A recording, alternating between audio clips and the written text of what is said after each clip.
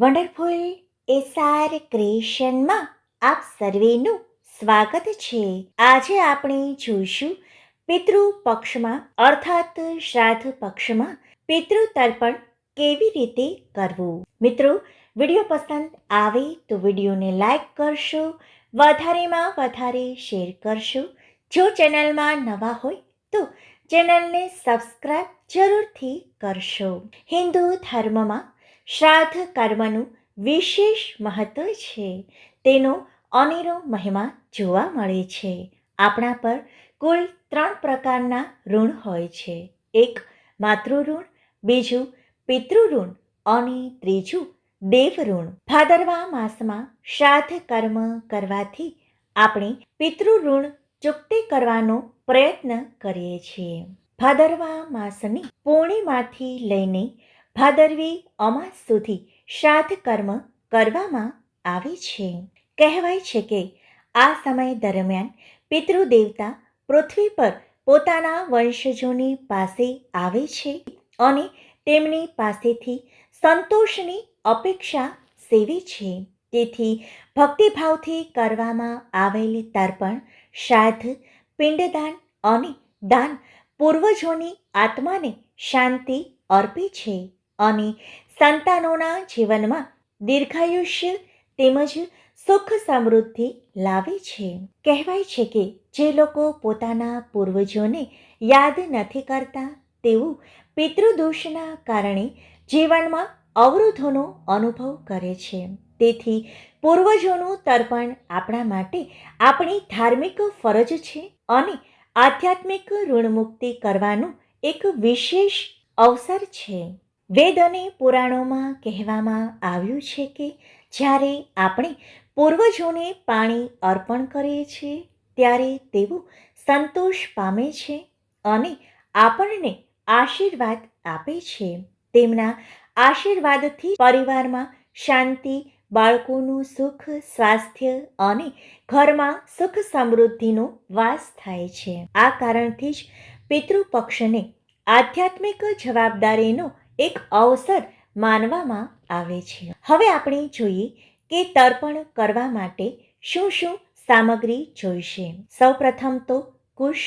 પહેરવા માટે કુશ પવિત્રી, અક્ષત, જવ, કાળા તલ, કાંસાના ફૂલો અથવા તો સુગંધ વિનાના સફેદ ફૂલો, શુદ્ધ પાણી જે આપણે તાંબાના વાસણનો ઉપયોગ કરીશું, પવિત્ર આસન, દીવો, ધૂપ અર્પણ વગેરે. પિતૃ પૂજામાં કુશનું ખૂબ જ મહત્વ છે. શાસ્ત્રોમાં કહેવામાં આવ્યું છે કે કુશ વિનાનું તર્પણ પૂર્વજો સુધી પહોંચતું નથી. માટે જમણા હાથમાં કુશ પવિત્રી પકડીને આચમન અને અર્ઘ્ય આપવું જોઈએ. હવે આપણે જોઈએ પિતૃ તર્પણ કરવાની વિધિ. પૂર્વજો માટે પિતૃ તર્પણ કરવા માટે કોઈ વિદ્વાન પંડિતની મદદ લેવી જોઈએ. અને જો તમે જાતે જ તર્પણ કરવા માંગો છો તો સવારે વહેલા ઉઠી સ્નાનાદિ કર્મથી પરવારીને પોતાને શુદ્ધ કરી સફેદ વસ્ત્ર ધારણ કરો.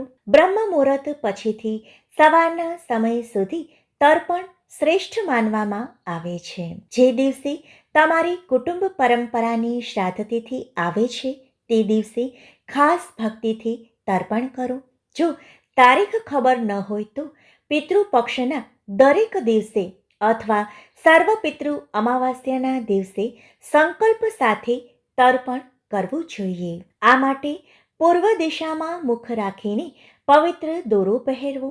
પૂર્વજો માટે સંકલ્પ અવશ્ય કરવો કે આજે હું માતાનું નામ લેવું, પિતાનું નામ લેવું, તેમજ પિતાનો પુત્ર અર્થાત પોતાનું નામ લેવું, પોતાના કુળ અને ગોત્રનું નામ સાથે બધા જ પૂર્વજોના સુખ અને આશીર્વાદ મેળવવા માટે, ધર્મ, અર્થ, કામ અને મોક્ષની પ્રાપ્તિ માટે મારા ઘરમાં પિતૃ તર્પણ કરવાનો હું સંકલ્પ કરું છું. આવી રીતે શુદ્ધ ભાવથી ખૂબ જ શ્રદ્ધાથી સંકલ્પ કરવો જોઈએ.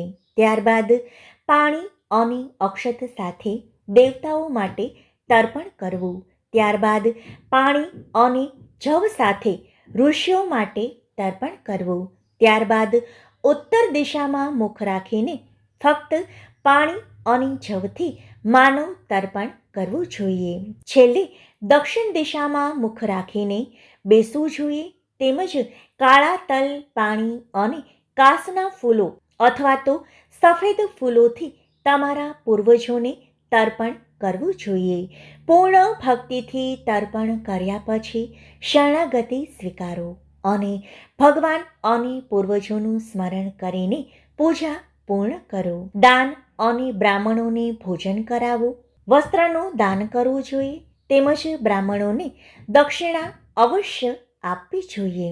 કહેવાય છે કે બ્રાહ્મણોને ભોજન કરાવવું એ ખૂબ જ પવિત્ર છે અને તે આપણા પૂર્વજો સુધી પહોંચે છે. શક્ય હોય તો ગરીબો અને અસહાય લોકોને પણ ભોજન કરાવવું જોઈએ, કારણ કે અન્નદાન એ મહાદાન છે. ગાયોને ઘાસચારો નાખવો, કૂતરાને રોટલી ખવડાવવી જોઈએ, તેમજ કાગડાને પણ અન્ન આપવું જોઈએ. કીડીઓને કીડિયારું પૂરવું જોઈએ. આમ આ પંચબલી શ્રાદ્ધ પણ અવશ્ય કરવું જોઈએ. શાસ્ત્રોમાં કહેવામાં આવ્યું છે કે દાનમ પ્રાધાન્યમ, એટલે કે પિતૃપક્ષ દરમિયાન આપવામાં આવતું દાન અનેક ગણું ફળ આપે છે. આચરણ, સંયમ અને સાવચેતી તર્પણ દરમિયાન રાખવા જોઈએ. અહંકાર વિનાનું સાત્વિક ભોજન કરવું જોઈએ. પવિત્રતાનું પાલન કરવું જોઈએ. કોઈને કઠોર વેણ ન કહેવા. પરંપરા દ્વારા પ્રતિબંધિત જે કાર્યો છે તે ન કરવા જોઈએ. તેમજ કૌટુંબિક વિધિને સૌથી મહત્વનું સ્થાન આપવું જોઈએ. વહેતા પાણી અથવા તો પીપળા કે વડના ઝાડ અથવા તો કોઈ પવિત્ર સ્થાન પર જો તર્પણ કરવામાં આવે તો તે ઉત્તમ છે. પિતૃપક્ષ આપણને હંમેશા એ વાતની યાદી અપાવે છે કે આપણું અસ્તિત્વ આપણા પૂર્વજોની કૃપા અને સંચિત પુણ્યનો જ પ્રસાદ છે. તેથી આ પવિત્ર સમયગાળા દરમિયાન ધાર્મિક વિધિઓ સાથે તર્પણ કરવું જોઈએ. કુશ પવિત્રી પહેરવું જોઈએ અને સ્વધા સાથે તલનું પાણી અર્પણ કરવું જોઈએ. તેમજ પૂર્વજોના આશીર્વાદથી જ તમારા જીવનને શાંતિ અને સમૃદ્ધિ પ્રદાન થાય છે. પિતૃ દેવો ભવ. મિત્રો, વિડીયો પસંદ આવે તો વિડીયોને લાઈક કરશો, વધારેમાં વધારે શેર કરશો. જો ચેનલમાં નવા હોય તો ચેનલને સબસ્ક્રાઈબ જરૂરથી કરશો. આભાર.